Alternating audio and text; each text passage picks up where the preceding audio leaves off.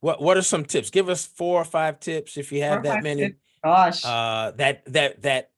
That applicants must do must and do. must do when applying to ortho.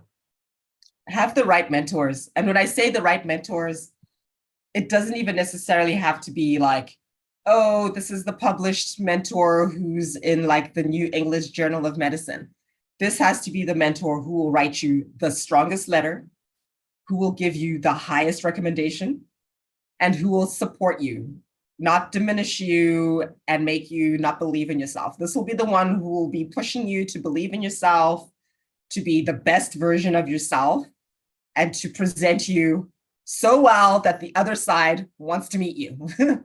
Those kind of mentors, don't, because a lot of people will be like, oh, I want the name brand. But if the name brand isn't going to back you and they're going to sound average in their personal statements, they can tell. Remember, those admissions committees are reading hundreds, if not thousands of letters. They can tell a letter that's got passion and drive and like authenticity versus, oh, okay, this was copy and paste. They can tell.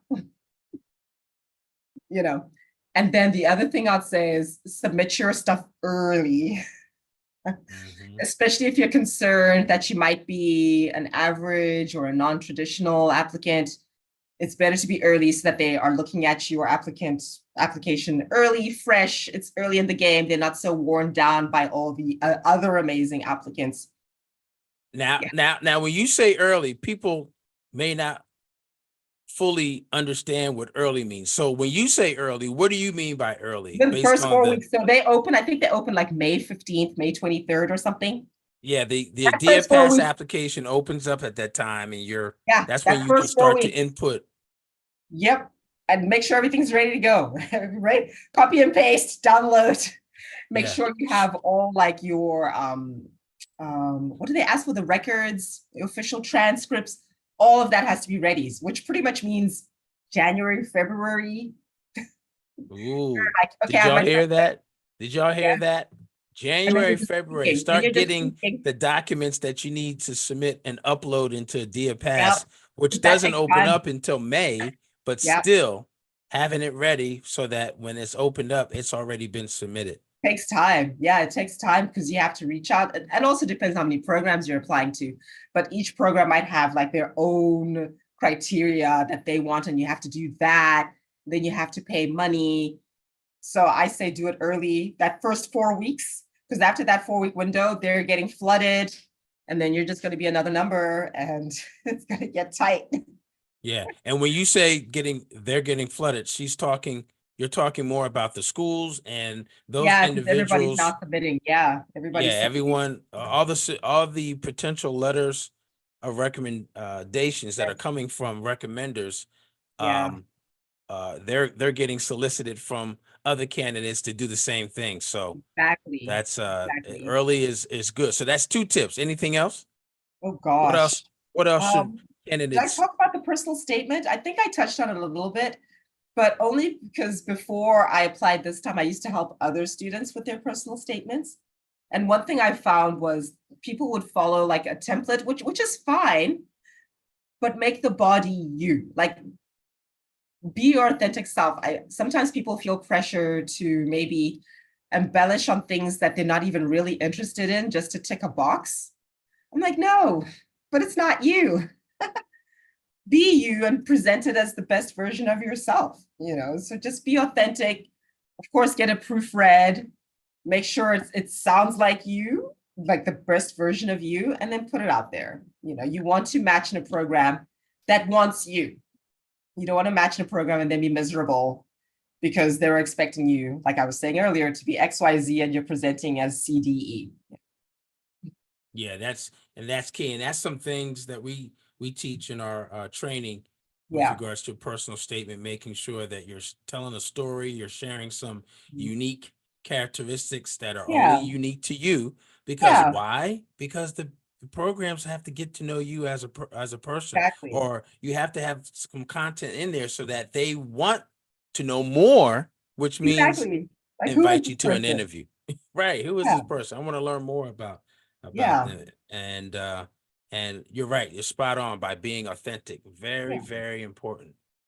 Very, very important. So you said start early, have the right mentors that are going to support you, and be authentic in your personal statement. Anything else that you can think of?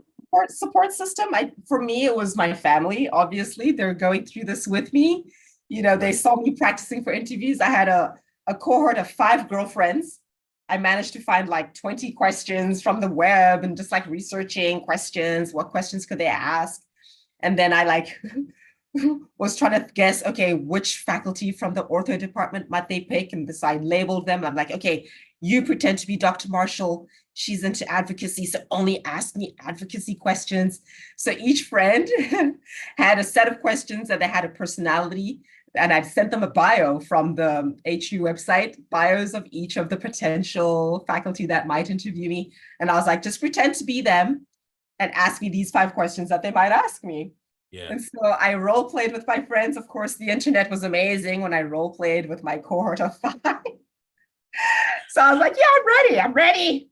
But again, just support system, you know, have your close friends, people who ride or die with you, who'll cry with you. I was really disappointed. I put on our WhatsApp, my interview tagged, but they still supported me. And they were the ones who were even like, send an email, put this in the email, don't put this in the email. Cohort of friends. And a couple of months later, I was telling them I'm going. Yeah, exactly. It's a process, and it takes a village, right? It really does. It takes a village, whether it's girlfriends, guy friends, classmates, coaches, whoever, getting that help, and people that are part of your support system. And if you're looking for a support system and you need some accountability or want to have some accountability, and practicing probably the most important part of this whole process, which is being authentic in person, or in your case, virtually, during the interview, right? Getting some help and doing what we call mock interviews, because yes, you do need to practice, right? Practice does not make perfect, but it makes you perform perform better. That helps. It helps with the technical difficulties. It does. And things that may come up as you are sharing your narrative, as you are sharing why, and as you are doing the number one job that you must do, which is give them every reason why they must select you in that interview. That's your job. So to get some help with that, check out, again, getintodentалresidency.com, where we actually have a training program helping you prepare for the mock interview. And whether it's 1 interview, 2, 3, 4, it helps. So some great tips, Doc. 4 great tips to hang our hat on, and so that people can use that are applying right now. Next assignment is go to the next video. Go to the next video right now. Go, go, go. Love, peace, and smiles. Go to the next video. Go to the next video.